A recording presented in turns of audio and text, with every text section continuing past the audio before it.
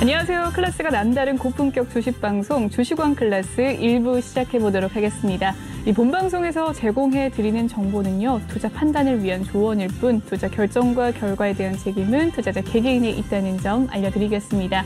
그리고 최근에 저희 전문가들을 사칭하는 이 피해 사례가 나날이 늘고 있어요. 저희는 1:1 유사 수신행위나 금전을 요구하는 등의 모든 불법 행위를 엄중하게 금지하고 있습니다. 네, 그럼 본격적인 시작 전에 오늘의 국내 증시 마감 상황 살펴보도록 하시죠. 네, 코스피부터 살펴보도록 하겠습니다. 0.48% 오름세로 마무리가 되었습니다. 3020포인트에서 마무리를 지었고요. 코스닥도 살펴보시죠. 코스닥은 약보합권에서 마무리를 지은 가운데 1000선을 넘어가진 못하는 모습 보였습니다. 994.31포인트의 장을 마감 지었네요. 네, 코스피 수급 상황 살펴보도록 하시죠. 기관과 외국인의 사자세가 보였습니다. 특히나 기관의 매수세가 좀 더 돋보였는데요. 2,588억 원 물량 담아냈고요. 외국인은 384억 원 매수 우위 보였습니다. 네, 개인만이 홀로 팔자세 보였네요. 코스닥 수급 상황 살펴보도록 하겠습니다. 코스닥은 개인과 기관이 사자세 보였고요. 특히나 개인은 575억 원, 기관은 28억 원 물량 담아냈고 외국인만이 팔자세 보인 가운데 400억 원 물량가량 덜어냈습니다. 네, 이렇게 국내 증시 마감 상황 살펴봤고요. 오늘 함께할 전문가 화면으로 살펴보시죠.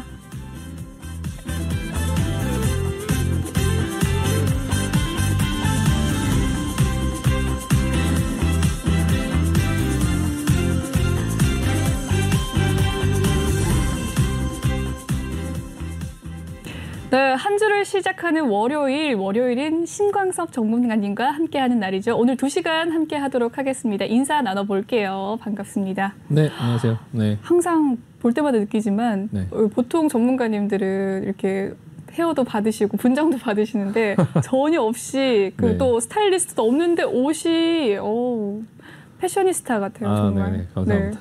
네. 어떻게 옷 하실 때는 도움을 받으시는 거예요? 아니면 원래 옷을 좋아하셨어요? 아니요, 그냥 제가 또 다른 사업을 하는 게 있어서 그냥 제 원래 스타일이고요. 네, 방송을 하지 않을 때도 또 그냥 원래 항상 일을 할 때는 이렇게 입고 다녀서요. 네네. 피부가 워낙에 좋으셔서 뭐 딱히 화장을 하신 건 아니잖아요. 그죠? 네네네. 화장을 한 건 아니고요. 방송에 그냥 이쁘게 잘 나가는 것 같아요. 그러니까요. 네. 딱히 저희 전문가님은 분장을 받으시지 않는데도 이렇게 인물이 좋으시다는 점 네, 알려드리고요. 오늘도 활기차게 한번 시작을 해보도록 하겠습니다. 톡방 참여 방법부터 알려드리도록 할게요. 노란톡 오픈 채팅 검색창에 주식왕 신광섭이라고 검색을 해주시면 되겠습니다. 아니면 아래 보이는 QR코드 스캔하셔서 입장하실 수가 있는데요. 들어오실 때 비밀번호가 있어요. 1357번 입력한 뒤에 참여해 주시면 되겠습니다. 네, 톡방 분위기 한번 살펴보도록 하시죠. 많은 분들이 올라오고 있는 가운데 네, 많은 분들이 올라오고 계시죠. 전문가님이 이렇게 또 정리를 해주신 게 있고 비비아님이 나가셨네요. 어디 가셨을까요? 비비아님 들어오세요. 네, 많은 분들 오시는 가운데 인증샷 남겨주시면 제가 한번 읽어드리도록 하겠습니다. 많은 분들 입장하셨죠? 인증샷 남겨주시길 바라겠습니다. 네, 그럼 본격적으로 한번 시작해보도록 할게요.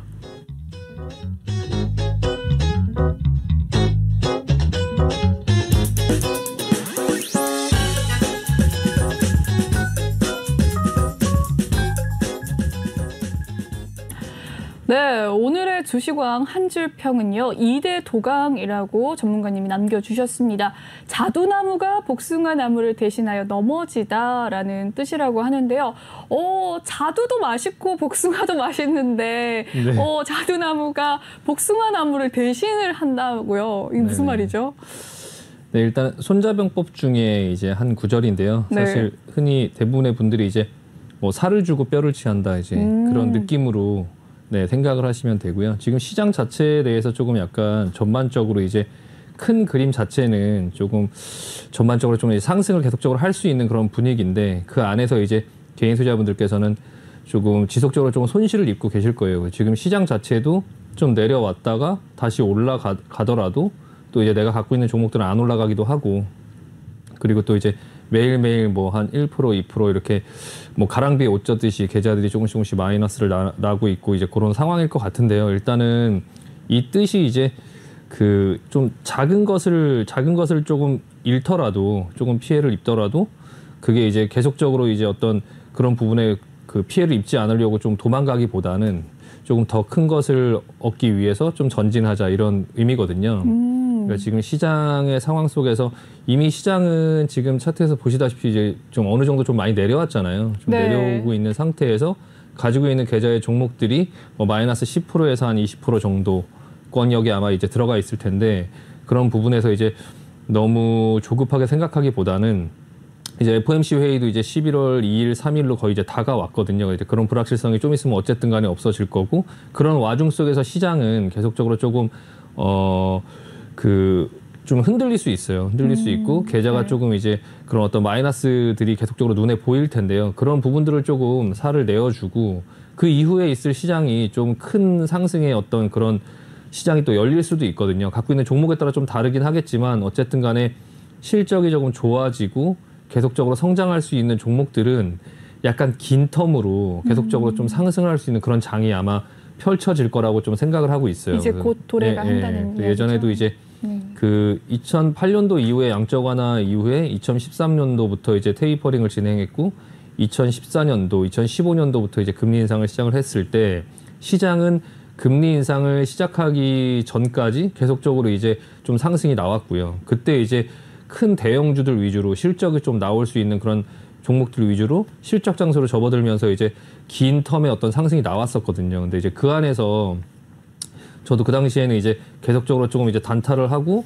했었는데 결국에 다 지나고 나서 보니까 그냥 좀 투자의 마인드로 이제 실적이 계속적으로 올라가는 종목들을 잘 골라서 그냥 좀 담아놨으면 훨씬 더 큰 수익이 날 수 있었던 그런 시장이었거든요. 지나고 보니까요. 네, 지나고 나서 보니까 이제 그런 시장이었는데 지금도 이제 그런 시장이 또 다시 한번 올 것 같은 그런 모양으로 보여지고 있고요. 일단 테이퍼링에 대해서 너무 무서워하고 지금까지 테이퍼링은 시장에 굉장히 많은 적응을 할 수 있게끔 시장에 많이 얘기가 나왔었고 그리고 이제 그 부분으로 인해서 이제 그 풀던 돈을 줄인다고 해서 시장이 이제 주식시장이나 이런 부분들이 당장 꺾인다고 보기보다는 네. 이제 그런 테이퍼링을 진행을 하면서 정상적인 시장으로 돌아가고 테이퍼링을 하는 그런 과정 속에서 지금까지 시장이 흘러왔던 부분들을 잘 생각을 해보시면 오히려 시장이 좋아지면 주가가 하락하고 지표가 좋아지면 주가가 하락하고 이런 비정상적인 어떤 과정을 겪었거든요. 그러니까 그렇죠. 테이퍼링을 할까 봐. 근데 이제 지금은 시장이 어떤 지표가 좋게 나오면 이제 지수가 올라가는 이런 정상적인 시장으로 돌아왔어요. 그러니까 이제 테이퍼링을 해도 시장이 그렇게 크게 충격을 가하지 않을 거다라고 판단을 하니까 이제 네. 그런 부분에서 테이퍼링을 진행을 하는 거고 그런 과정 속에서 이제 주식들 같은 경우도 회사들의 기업 성장이나 이런 실적도 발표, 이런 3분기 때도 이제 실적 발표가 계속적으로 이어지고 있는데 실적이라든지 그런 부분들이 굉장히 좀 괜찮고요. 괜찮게 나오고 있고 시장은 정상적으로 아무 문제가 없어요. 그냥 개인분들의 어떤 그런 마음속에 있는 그런 공포감이나 이런 부분들 때문에 주식은 항상 움직이잖아요. 위아래로. 그렇죠. 마이너스가 날 때도 있고 플러스가 날 때도 있고 그렇게 시장은 이제 계속적으로 움직이는데 그런 과정 속에서 소폭의 마이너스라든지 그런 부분들이 날 때 이제 너무 그거를 이제 크게 생각을 하시면 오히려 시장이 올라갈 때 다 팔고 이제 주식을 안 갖고 있게 되는 그런 상황이 나올 수 있거든요. 그러니까 지금 이제 계좌에 있는 마이너스를 그냥 좀 살을 내어준다고 생각하고 그리고 나서 이후에 진짜 본격적인 상승장이 펼쳐질 때 그때 그 시장을 놓치지 말고 그 시장을 이제 좀 취한다라고 생각하고 지금의 고통을 조금 감내하고 기다리면 분명히 그 이후에 이제 수익이 있을 거고 대신에 이제 종목들을 고르실 때 이전처럼 유동성으로 막 움직이는 그런 종목들보다는 실질적으로 눈에 보이는 종목들을 하셔야 그래야 이제 장기간의 긴 텀으로 계속적으로 올라갈 수 있는 흐름이 나와요. 그러니까 네. 눈에 보이는 종목들이라고 하는 게 뭐냐면 이제 생각보다 굉장히 쉬운 종목들이에요. 평상시 때 누구나 얘기하면 다 아는 종목들. 제가 예전에 이제 2013년, 14년, 15년도에 주식이 올라간 것들, 많이 올라간 것들을 종목들을 보면 누구나 다 아는 종목이었고 나도 계속 매매를 했던 종목이었는데 그게 이제 그 종목이 계속적으로 내려오지 않고 계속적으로 올라가는 그런 모습이 나왔었거든요. 네. 그때 당시에 좀 가장 히트였던 종목은 네, 어떤 종목이었습니까? 그때 당시에는 네. 지금이랑 상황 좀 다르겠죠. 근데 이제 제가 기억에 남는 건 삼성 엔지니어링이라는 그 종목 자체가 한 10,000원부터 시작해갖고 네. 한 30만 원까지 올라갔어요.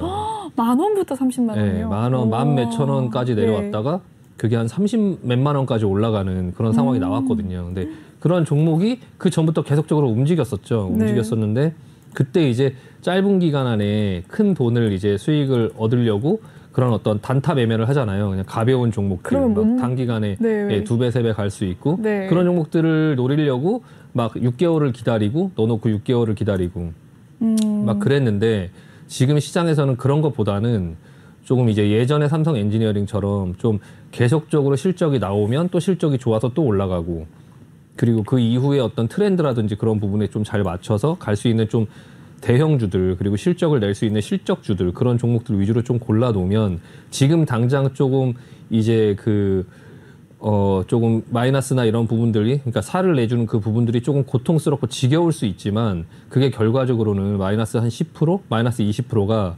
결과적으로는 그러니까 10,000원짜리, 20,000원짜리가 30몇만 원을 갈 때 그 안에서 마이너스 10,000원에 샀는데 8,000원이 되고 뭐 10,000원에 샀는데 7,000원이 된 게 뭐가 그렇게 중요하냐. 30몇만 원을 갔는데 그게 7,000원, 8,000원짜리가. 그렇죠. 예, 그러니까 그 당시에는 그 10,000원에서 7,000원이 되고 10,000원에서 8,000원이 되고 10,000원에서 9,000원이 되고 그런 부분들이 굉장히 좀 고통스러울 수 있지만 결과적으로 그 종목은 30몇만 원까지 갔어요. 그 상황에서 놓고 보면 그 1, 2,000원 차이가 별로 그렇게 중요한 게 아닌데 그렇네요. 약간의 이제 그 안에서 이제 단기적으로 보는 어떤 그런 단타의 수익보다는 지금 시장에서는 조금 약간 긴 텀으로 길게 갈 수 있는 종목이 뭐가 있을까를 조금 고민을 해보고 여러 종목을 조금 잘 분산해서 좀 포트를 잘 만들어 놓고 조금 농사를 짓는 마인드로 지금은 조금 씨앗을 심어야 되지 않을까. 그 과정에서 나오는 이런 좀 작은 고통은 좀 감내하면서 조금 약간 기다려보자라는 말씀을 꼭 한번 드리고 싶습니다. 네. 네, 오늘장 한 줄 평에 대한 이야기는요. 2대 도강이라고 이야기를 해주셨는데 이 살을 취하고 살을 좀 내어주고 뼈를 취하자라는 이야기 속에서 이 이야기를 한번 들어봤습니다. 전문가님, 최근에는 정말 대응만이 전략이다라는 거 얘기할 정도로 발빠른 대응이 굉장히 중요했는데 이제는 조금 성장주나 이런 종목들이 좀 잘 가고 계속해서 이렇게 차근차근 단계를 밟고 기다리면 인내한 만큼 열매가 열린다 이렇게 생각을 해도 좋을까요?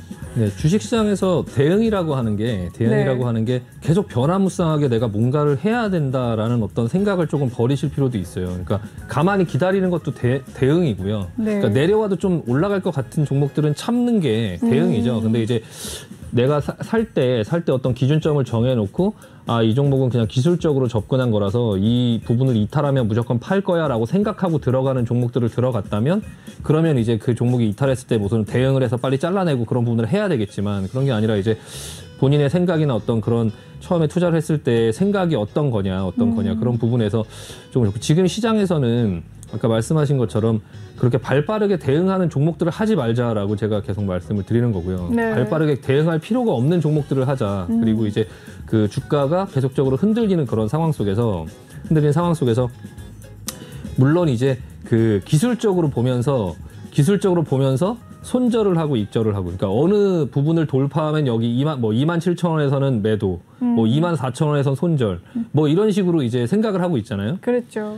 우리만 그렇게 생각을 하고 있어요. 그러니까 주가는 아무 생각이 없죠. 주가는 그냥 27,000원도 갔다가 24,000원도 갔다가 그냥 25,000원도 갔다가 26,000원 갔다가 24,000원 갔다가 그냥 주가는 아무 생각 없이 그냥 시장 상황에 따라 움직이고 있는데 우리만 그 안에서 손절했다가 다시 샀다가 손절했다가 익절했다가 다시 샀다가 계속 그러고 있는 거거든요. 그러니까 주식시장을 너무 컴퓨터처럼 생각할 필요는 없어요. 그러니까 주식시장은 사실 아무 생각이 없어요. 그러니까 그냥 주식의 흐름은 아무 생각이 없이 흘러가는 거죠. 근데 이제 그런 어떤 시장의 전반적인 큰 그림은 있죠. 큰 그림은. 근데 생각을 해보세요. 지금 시장의 큰 그림을 한번 생각을 해보세요. 그러니까 지금 어떤 주변의 상황들이 주가를 여기서 더 올릴 것이냐 아니면 더 내릴 것이냐 시장의 분위기가 어떠냐라는 부분들을 보면 이 테이퍼링도 사실 지금까지 계속 밀어오면서 그런 어떤 상황들 막 금리가 이제 막 채권 금리가 올라가고 물가가 막 올라가고 이런 상황들이 나와도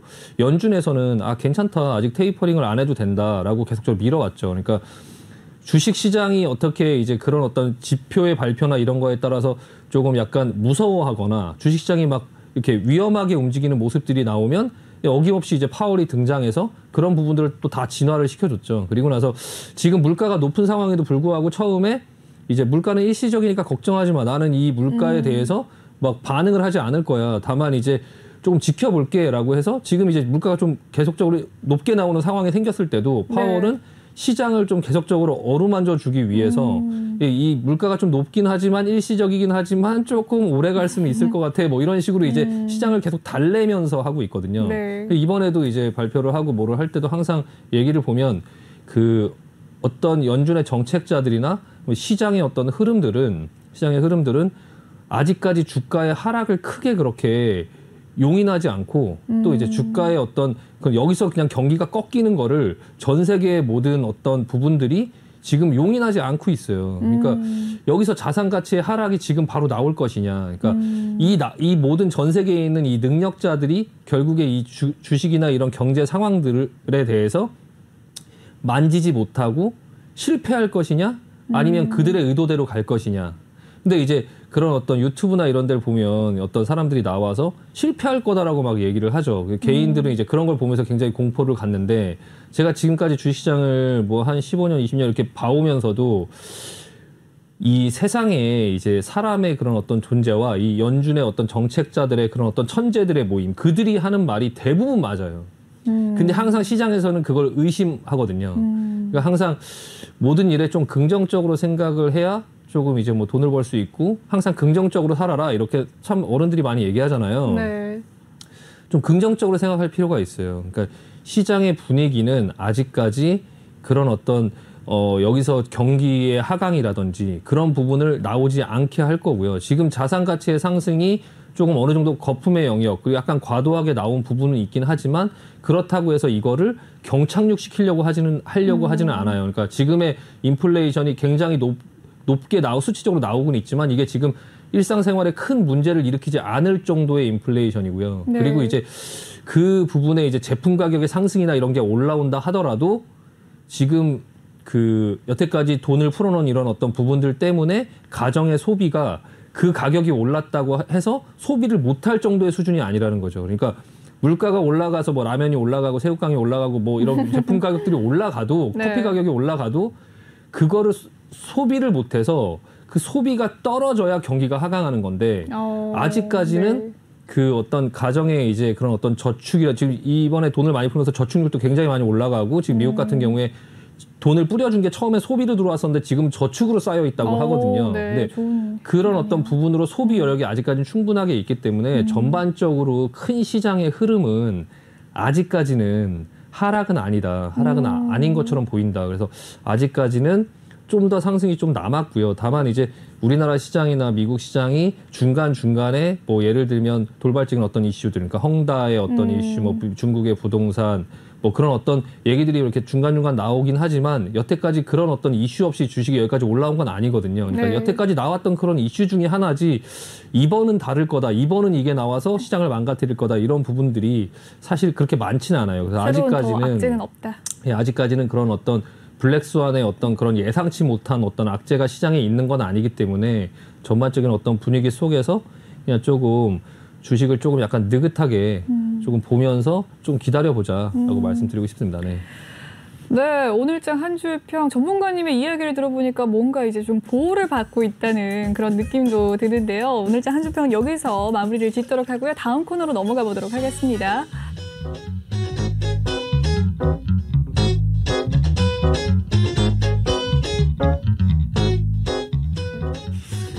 네, 이번에는 종목 클래스 코너입니다. 오늘장의 특징주를 하나씩 살펴볼 시간인데요. 먼저 살펴볼 종목 두산중공업입니다. 이 원자력 수주의 재개 기대감 속에서 오늘 상승을 한 부분인데요. 두산중공업 종가 한번 살펴보시죠. 네, 13% 넘게 올랐습니다. 25,750원에 마무리를 지었는데 장중에 25,900원까지 가기도 했네요. 거의 고점에서 마무리가 된 모습이었습니다. 네, 두산중공업 장 초반부터 차곡차곡 올라가기 시작해서 크게 낙폭 없이 계속해서 오름세로 전향한 모습이네요. 어떻게 보십니까, 두산중공업? 네, 그 최근에 원자력 관련주들의 흐름이 굉장히 지금 좋았죠. 좋게 네. 보여지고 있고요. 이 앞전에 두산중공업이 굉장히 세게 올라가면서 이제 뭐 어느 정도 이렇게 두슬라라는 얘기가 나올 정도로 이제 예, 굉장히 가파른 상승이 나왔었어요. 슬라를 많이 붙이는 게 유행인가 봐요. 예, 두슬라 처음 지금, 들어봤는데 정말 두슬라급이네요. 네. 네, 앞전에 상승이 굉장히 좀 과하게 나왔다가 네. 그리고 나서 이제 조정이 길게 나왔어요. 조정이 길게 나오고 나서 근데 이거를 두산중공업만의 어떤 얘기로 볼 게 아니라 네. 지금 원자력 관련주 종목들이 이런 흐름인가요? 네, 전반적으로 지금 다 이런 흐름들이에요. 그러네요. 한정기술, 뭐 일진파워, 네, 뭐 이런 종목들이 전부 다 지금 네. 예, 우진 이게 지금 전반적으로 이제 그 원자력 관련된 그런 어떤 오늘 한신기계도 좀 흐름이 좋았고요. 네, 좋았습니다. 네, 전반적으로 원자력 관련된 종목들의 흐름이 이렇게 굉장히 좋게 나오고 있는데요. 일단은 네. 지금은 어떤 이슈로 움직이는 거죠. 그러니까 두산중공업 같은 경우가 지금 이제 시가총액 이제 가격이 예전에 그러니까 이 두산중공업이 예전에 두산그룹 자체가 좀 망할 뻔했죠. 망할 뻔하면서 그랬었죠. 안에서 이제 뭐 감자도 하고 뭐 유상증자도 하고 하면서 주식이 되게 싸 보이기는 하는데 예전에 두산중공업 혹시나 이렇게 생각하시는 분들이 있을까봐 미리 말씀드리면 이제 옛날에 두산중공업이 막 한 20만 원까지 갔었죠. 예전에 2008년도에 한 20만 원까지 갔었는데 그때 20만 원 정도 갔었던 종목이 지금 2만 5천 원인데 이거 10배는 갈 수 있지 않냐 이렇게 생각하실 수 있는데요. 일단은 단순히 이제 주식을 가격으로 보면 안 되고 일단 시가총액으로 봐야 되는데요. 그 당시에 이제 두산중공업 같은 경우가 이제 그때 당시에 중공업 관련된 종목들 그러니까 뭐 포스코, 철강, 화학, 기계 그리고 이제 조선 이런 종목들이 굉장히 시장의 중심 종목이었어요. 지금의 이제 뭐 카카오나 네이버나 이런 어떤 종목들처럼 뭐 테슬라, 뭐 페이스북 이런 것들처럼 우리나라에 이제 그때 그런 중공업이 엄청나게 떴을 때 그때 이제 두산중공업의 시가총액이 그때 당시에 한 15조 정도 됐었거든요. 한 20만 원 했을 때 네. 지금 2만 5천 원이 지금 현 상태에서 시가총액이 지금 한 13조 정도 돼요. 그러니까 그때 당시에 이제 그런 실적을 내는 그 상황까지 조금 주가가 많이 비싸져 있는 거죠. 그러니까 그때 당시로 비교하면 지금 한 10만 원 넘게 올라와 있는 거예요. 그러니까 이 가격이 단순히 싸다고 해서 조금 그런 부분에 좀 예전부터 주식을 하셨던 분들 같은 경우에 지금 옛날에 내가 봤을 때 20만 원이었는데 지금 2만 5천 원이니까 한 10배는 갈 수 있는 거 아니야. 10배를 가면 130조거든요. 130조니까 그럼 하이닉스를 넘어서는 건데 이제 그렇게 단순하게 생각을 하시면 안 되고 네. 이게 지금 종목이 한 그때 당시에 가격까지 거의 비슷하게 올라왔다라고 생각을 조금 어느 정도 하셔야 될 것 같고요. 오늘 네. 이제 좀 올라왔던 이유는 두산중공업 외에 이제 원자력 관련된 종목들이 내년도에 이제 체코 원전 수주부터 시작해서 뭐 이제 네. 그런 수주들이 조금 있어요. 그래서 대기하고 있는데 거기서 이제 우리나라가 조금 그 수주를 받을 수 있지 않을까라는 기대감이 계속적으로 살아있는 그런 상태에서 네. 지금 이제 그런 탄소 배출권이라든지 이제 그런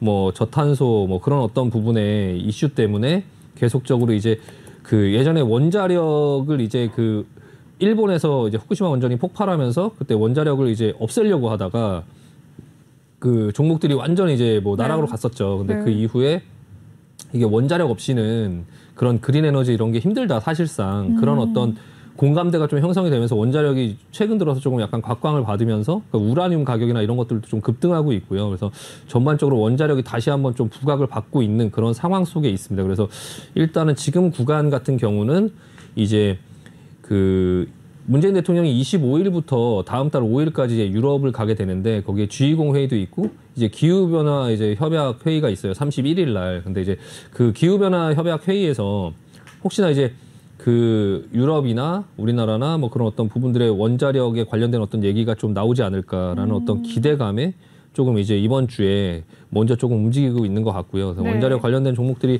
약간 전반적으로 한정기술 같은 종목을 보면은 계속적으로 올라가고 있기는 한데 좀 약간 상승이 좀 과하다라는 생각이 조금 약간 드니까 조정을 받을 수 있는 그런 흐름이 있으니까요. 근데 결과적으로는 저도 이제 여러 종목들 중에서 아까 말씀드린 그런 실적을 좀 잘 내면서 계속적으로 좀 상승을 할 수 있는 종목들 중에 그 중에 두산중공업도 하나의 종목으로 좀 보고 있긴 하거든요. 그래서 그렇습니까? 일단 큰 네. 그림에서는 조금 괜찮을 수 있겠다라는 생각이 들기는 하는데 그렇다고 이제 지금 바로 여기서 이제 따라가면 조금 약간 조정이 있을 수 있는 그런 구간대니까 그런 부분들을 조금 유념하실 필요가 있고요. 일단 저항대 같은 경우는 한 27,000원 부근대가 1차적으로 좀 약간 강한 저항대로 보이고 이 위에 있는 부분이 이제 슈팅 구간이라서 예전에 네. 현대차나 이런 부분들이 이렇게 슈팅이 나왔을 때 이 슈팅 구간을 아직도 뚫지 못하고 있거든요. 그러니까 한 27,000원 정도 부근대가 되면 좀 매물대가 쏟아지지 않을까라는 생각이 좀 들고 있고요. 그리고 주가의 움직임을 좀 보면서 대응을 하시되 약간 원자력 관련된 종목들도 전반적으로 아까 말씀드린 것처럼 그린 에너지를 진행을 할 때 원자력 없이는 좀 힘들지 않을까. 저도 그런 생각 개인적으로 좀 하고 있고요. 네, 요즘에는 친환경 테마로. 네. 예, 예전에 이제 계속적으로 원자력을 계속적으로 좀 못하게끔 계속적으로 했었는데 이게 좀 상황이 괜찮아지지 않을까 생각이 들어서 좀 관심을 갖고 지켜볼 종목 중에 하나다라고 말씀드리고 싶습니다. 네. 하지만 지금 단기로 들어가기에는 이미 조금 고점인 경향이 없잖아 있다. 네, 한 27,000원 정도 부근부터는 네. 약간 조정이 나오지 않을까 싶고요. 거기서 이제 조정이 나오면은 조금 눌렸다가 다시 이제 조금 올라갈 수 있는 흐름이 나오기는 하겠지만 약간 예를 들어서 보여드리면 네. 현대위아처럼 이렇게 이제 눌렸잖아요. 예, 눌리고 네. 나서 이렇게 올라가면 어느 정도 이 두산중공업 자체가 어디까지 올라갈 수 있을지는 뭐 사실 아무도 알 수 없겠지만 네. 이렇게 어느 정도 고점을 찍으면 그리고 나서 이제 좀 조정이 다시 나오고 그리고 나서 이제 다시 또 상승을 만들어가는 이런 어떤 흐름들이 나올 거예요. 그러니까 두산중공업 같은 경우도 막 올라갈 때 여기서 바로 넘어가면서 그냥 이렇게 막 기하급수적으로 막 오르고 이런 거를 생각하기보다는 어느 정도 오르면 또 다시 이렇게 눌릴 수 있겠구나라는 어떤 부분들을 조금 미리 좀 생각을 하실 필요가 있으니까요. 그래서 좀 천천히 대응하시면 될 것 같습니다. 네, 두산중공업에 대한 이야기를 나눠봤는데 원자력 테마까지 살펴봤습니다. 네, 다음 종목 넘어가 보도록 할게요. 현대미포조선입니다. 조선주 전반의 수주 기대감 속에서 수익성 개선에 대한 또 기대감의 상승세를 보였는데요. 현대미포조선 72,000원에 마무리가 되었고 조선 기자재 관련주들이 오늘 흐름이 좋았습니다. 현대미포조선이 가장 높게 올라가고요. 대우조선해양도 7% 상승, 네, 한국조선해양도 5% 상승을 했네요. 어떻게 보십니까? 조선주도 갈 듯 말 듯 하다가 또 가네요, 이렇게. 네, 조선주 같은 경우도 지금 예전에 상승이 조금 나오다가 상당 부분 이제 조금 오래 쉬었는데요. 네. 오래 쉬었는데 차트 한번 보여주시면은 지금 이런 흐름이죠. 이런 흐름이라서 지금 당장 뭐 여기서 돌릴 수 있을지 없을지는 사실 그냥 오늘 단기적으로 조금 주목을 받아서 올라간 건지 아니면 또 다시 지금 이렇게 하락 추세에 계속적으로 아직 갇혀 있죠. 갇혀 있는데 여기서 옆으로 조금 이제 그 하락을 좀 멈추면서 옆으로 이렇게 기게 되면 조정이 이렇게 밑으로 크게 나오지 않고 옆으로 이렇게 기게 되면 21선이 이렇게 돌면서 다시 이 안에서 이렇게 자리를 만들면서 다시 이제 상승으로 돌릴 수는 있거든요. 근데 다만 이제 그게 지금 당장이냐, 오늘 당장이냐, 아니면은 조금 더 시간이 걸릴 거냐, 이제 그런 부분에서는 뭐 사실 알 수 없는데 일단 말씀드리고 싶은 거는 조선주도 결과적으로는 이제 뭐 경기가 돌아서고 이제 하다 보면 좀 주목을 받을 수 있는 업종 중에 하나다. 근데 이제 그 중에서도 지금 현대미포조선, 그러니까 조선주 하면 다른 거 보지 말고 일단 현대미포조선을 보자. 현대미포조선. 그러니까 왜 그렇죠?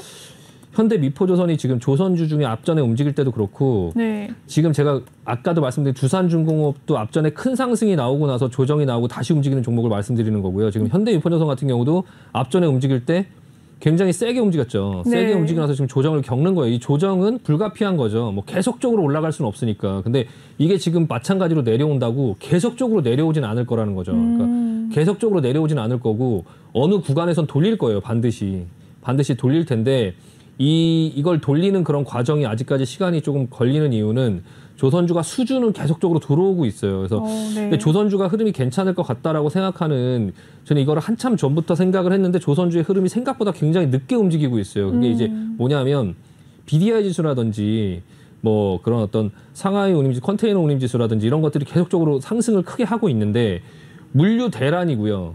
뭐 배가 없어서 난리예요. 그게 이제 그 해운주들이나 이런 그 해운 회사들이 과거에 투자를 배라는 게 뭐 자동차처럼 한두 달에 나올 수 있는 게 아니잖아요. 그러니까 미리 그런 것들을 수주를 했었어야 되는데 그런 걸 못한 거예요. 그때 당시에는 머스크라는 해운회사, 세계 1위 해운회사에서 치킨 게임을 했어요. 치킨 게임이요? 네, 치킨 게임을 해서 BDI, 그러니까 이 해운 지수 자체를 10분의 1 토막을 냈어요. 이게 이제 그런 어떤 예전에 반도체도 그랬었고, 반도체도 이제 반도체 가격을 10분의 1 토막을 내면서 여러 회사들 다 망하게 하고 치킨 게임을 하고 나서 이제 본인들만 살아남고 살아남은 자가 이제 모든 시장을 독식하듯이 머스크가 일부러 이제 그 해운 그 운임 지수를 폭락을 시켰죠.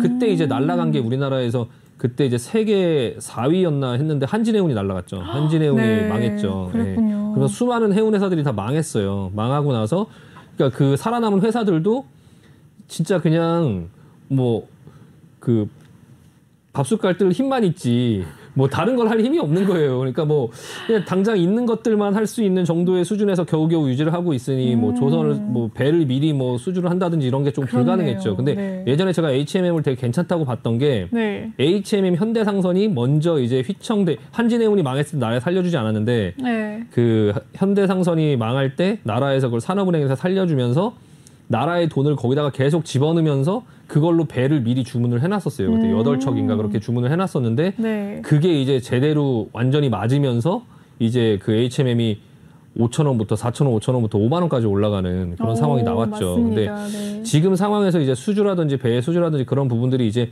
약간 그 조선 회사들의 상황이 너무 안 좋다 보니까 좀 저가 수주를 한 것들도 많고 그런 어떤 그 수주가 많이 계속적으로 나오긴 했었는데 이제 그런 저가 수주 그리고 수익성이 좀 안 좋고 그리고 이제 삼성중공업 같은 경우는 이제 그 전에 그 배를 주문을 받아서 만들어놨던 이제 드릴십 그러니까 드릴십이 뭐냐면 그 시추선이죠 시추선 석유 시추선 근데 석유를 뽑아내는 그런 어떤 배인데 그 배를 이제 주문을 받아서 다 만들어 갖고 인도를 하려고 그랬더니 그 인도하는 회사에서 거부를 했어요. 그래갖고 그게 재고로 쌓여 있으면서 그게 회사에 굉장히 큰 부담으로 지금 남아 있거든요. 그래서 지금 삼성중공업이 그거를 해결하기 전까지 지금 못 가는 거예요. 아직도 해결을 못한 상황이군요. 네, 그것도 해결을 못 해갖고 지금 못 가고 있는데.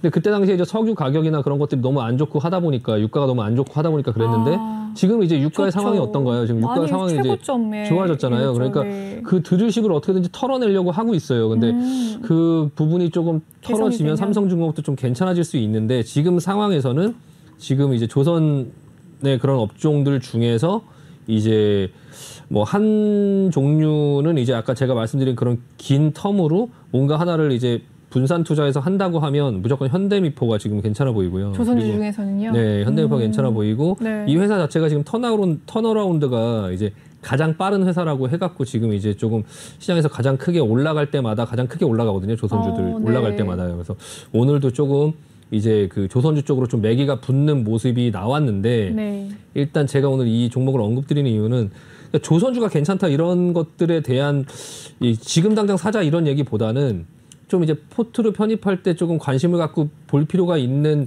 그런 업종이다라고 말씀을 드리면서 동시에 어떤 말씀을 드리고 싶냐면 오늘 조선주가 올랐잖아요. 네. 이 올라가는 이 조선주를 잡기보다 지금 조선이 움직이면 그 다음에 순환매로 이제 지금 여태까지 약간 그런 IT 기업이라든지 이런 부분의 종목들이 계속적으로 올라가고 사람들이 다 지금 거의 그쪽에 관심이 많고 그랬었죠. 이제 뭐 메타버스라든지 네. 뭐 컨텐츠라든지 이런 어떤 종목에 관심이 많이 있을 때 네. 지금 조선주가 먼저 이렇게 움직이고 이제 경기 민감주가 움직인다라고 했을 때 철강주, 화학주 이쪽으로 돌아갈 수 있다라는 거예요. 그러니까 순환매가. 네. 그래서 이제 이 조선주의 움직임을 보면서 제가 무슨 생각을 했냐면 아, 곧 철강주가 움직일 수 있겠구나라는 생각을 했어요. 그게 이제 며칠 있으면 철강주, 화학주 이런 종목들이 좀 움직일 수 있겠구나라는 생각을 조금 했고요. 네. 그 조선주가 움직일 때 오늘 조선 기자재 관련된 종목들도 같이 네, 움직였거든요. 좋았었습니다. 그러니까 뭐 동성화인텍이라든지 한국카본, 뭐 하이로코리아, 뭐 성강밴드, 태광, 인화전공 이런 어떤 그런 여러의 조선 기자재 종목들이 한두 네. 종목이 아니라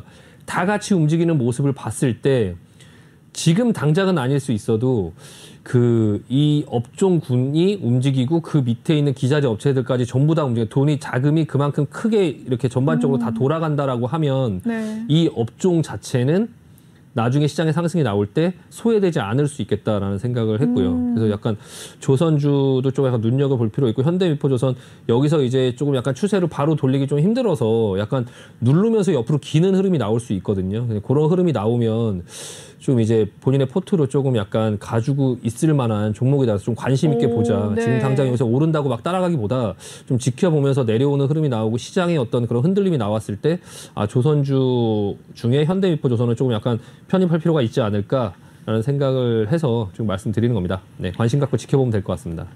네, 오늘 현대미포조선을 통해서 알아본 이 조선주와 조선 기자재 주들까지 살펴봤고요. 그중에서 제일 이 대장주는 현대미포조선이다라는 이야기까지 남겨주셨네요. 네, 다음 종목 바로 넘어가 보도록 하겠습니다. 아까 순환매적으로 이제 철강주들이 오를 것이다라고 했는데 동국제강 살펴보도록 하겠습니다. 컬러 강판 3총사 3분기 실적 호조 속에서 동국제강이 오늘 3% 가까운 상승하면서 마무리를 지었는데요. 17,600원에 마무리를 지었네요. 전문가님 어떻게 보십니까? 네, 동국제강도 이 동국제강이 이제 그 컬러 강판 우리나라 뭐 전 세계 이제 1위 업체가 되려고 하는 그런 회사죠. 그렇습니까? 동국제강도 옛날에는 이게 철근 우리나라 2위 업체고요. 그러니까 철근 1위 업체가 현대제철이죠. 현대제철. 2위 업체가 동국제강. 컬러 강판 1위 업체가 이 동국제강이죠. 예, 동국제 2위 업체가 KG 동부제철이고 3위가 포스코 강판이에요. 근데 이제 이 컬러 강판이라는 게 뭐냐면은 그 냉장고라든지 그런 어떤 판넬 있잖아요. 그러니까 네. 보통 이제 전자제품이라든지 아니면 건축 외장재로 좀 많이 쓰이는데요. 요즘에 그 컬러 강판이 조금 약간 그 수익성이나 이런 부분들이 일반 범용 철강 제품보다 훨씬 더 수익성이 높아요. 한 2배 정도 가격이 비싸다고 하더라고요. 일반 범용 제품보다. 근데 요즘에 이제 그 이 일반적인 네. 컬러 강판뿐만 아니라 이제 프리미엄 컬러 강판이라고 해서 이제 고객들이 그 삼성전자에서 뭐 냉장고를 살 때 요즘에 그 어떤 브랜드가 있어요. 이름이 뭔지 지금 생각이 안 나는데 비스포크? 예, 비스포크요. 예, 비스포크. 네, 신혼가전의 예, 1위. 그거를 예. 네, 그 주문을 할 때 색상이라든지 이런 것들을 맞습니다. 그걸로 떴잖아요. 네, 고객이 직접 선정을 하고 하게끔 되어 있는데 그게 이제 약간 소품종이죠. 그러니까 소품종 대량 생산을 하는 일반 그런 컬러 강판하고 다르게 좀 이제 다품종 소량 생산을 하는 그런 부분이 이제 프리미엄 컬러 강판이라고 해서 한 일반적인 컬러 강판보다 한 30% 정도가 비싼데 아, 그렇게 얘기하니까 딱 귀에 들어오네요. 예, 그 부분에 그런 어떤 수익성이나 이런 게 굉장히 괜찮은데 지금 수요가 좀 딸려요. 수요가 좀 딸려서 그래서 동국제강이 이제 그런 부분에 증설을 조금 하고 있고 그래서 그 수요를 맞추려고 하고 있거든요. 그래서 경기가 좀 좋아지고 하면 이제 그런 제품 판매라든지 그런 부분들이 좀 늘어나면서 이제 이 철강 쪽에 어떤 그런 부분들이 조금 약간 다시금 다시 주목을 받지 않을까 싶고요. 그리고 네. 그래프를 한번 보시면 아까도 제가 말씀드렸지만 앞전에 크게 올랐던 종목이 조정을 겪고 다시 크게 가요. 네, 그러니까 네. 제가 지금 계속 말씀드리는 종목들, 그러니까 두산중공업 앞전에 크게 오른 종목이 조정을 받고 다시 크게 간다. 현대미포조선 앞전에 크게 오른 종목이 네. 조정을 받고 그리고 나서 크게 간다. 지금 동국제강도 굉장히 큰 상승이 나왔거든요. 굉장히 네. 큰 상승이 나오고 지금 조정이 나오고 있어요. 근데 이 조정이 어디서 끝날지는 알 수 없죠. 어디서 끝날지는 알 수 없지만 이 정도까지 내려왔으면 그래도 조금 멈출 때가 되지 않았나 싶고요. 그냥 천천히 이 부분을 너무 뭐 과하게 이제 사기보다는 좀 천천히 이렇게 내려올 때마다 조금씩 모아놓으면 분명히 그런 어떤 업종의 그런 어떤 순환매 부분에서 철강주가 올라갈 때 대장 역할을 하지 않을까 싶고요. 이 종목은 현재 시가총액이 1조 6천억이에요. 아까 두산중공업은 13조였죠. 13조. 근데 네. 이 종목은 지금 1조 6천억이거든요. 1조 6천억. 그러니까 네. 그 지금 두산중공업하고 비교를 한번 해보면 물론 업종마다 PER이나 이런 부분들은 조금 달라요. 다른데 네. 일단 이제 얼마나 좀 저평가인지를 말씀을 드리면 동국제강 같은 경우 영업이익이 지금 그 6개월 만에 3천억을 냈어요. 6개월 만에 3천억을 냈죠. 네. 근데 이제 그 작년도 영업이익이 3천억이었어요. 작년 1년 동안. 근데 올해 반기 영업이익이 3천억이죠. 진짜 일 잘했네요. 예, 3천억. 3천억인데 시가총액이 1조 6천억이에요. 시가총액 1조 6천억. 두산중공업하고 이제 비교를 해보면 두산중공업은 물론 두산중공업 시가총액 13조죠. 예. 네.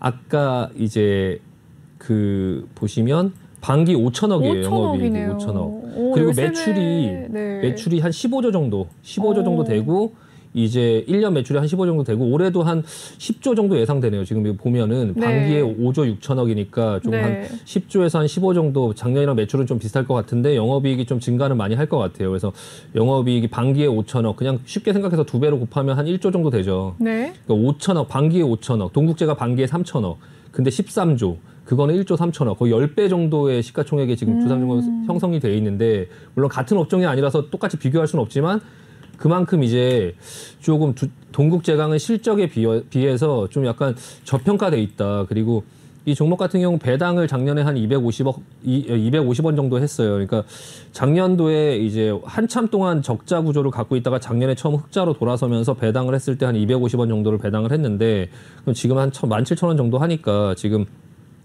250원 정도 똑같이 배당을 받는다 하더라도 뭐 배당 수익률도 한 2% 정도 되니까 조금 그냥 은행에 저금한다 생각하고 들고 버텨볼 수 있는 종목이거든요. 그래서 일단은 어느 정도 조금 그런 안전 마진이 있으니까 조금 내려올 때 천천히 조금 관심을 갖고 조금 모아봐도 되지 않을까 싶습니다. 그래서 일반적으로 지금 3분기에 이제 11월 달에 이제 그 실적 발표를 한다고 예상돼 있는데 이제 이 컬러 강판 3위 업체인 포스코 강판이 실적 발표를 하고 나서 급등을 했어요. 그러니까 실적이 굉장히 좋게 나오면서 포스코 강판이 실적 발표 이후에 한 20% 정도 상승하면서 이제 급등을 했거든요. 그러니까 네.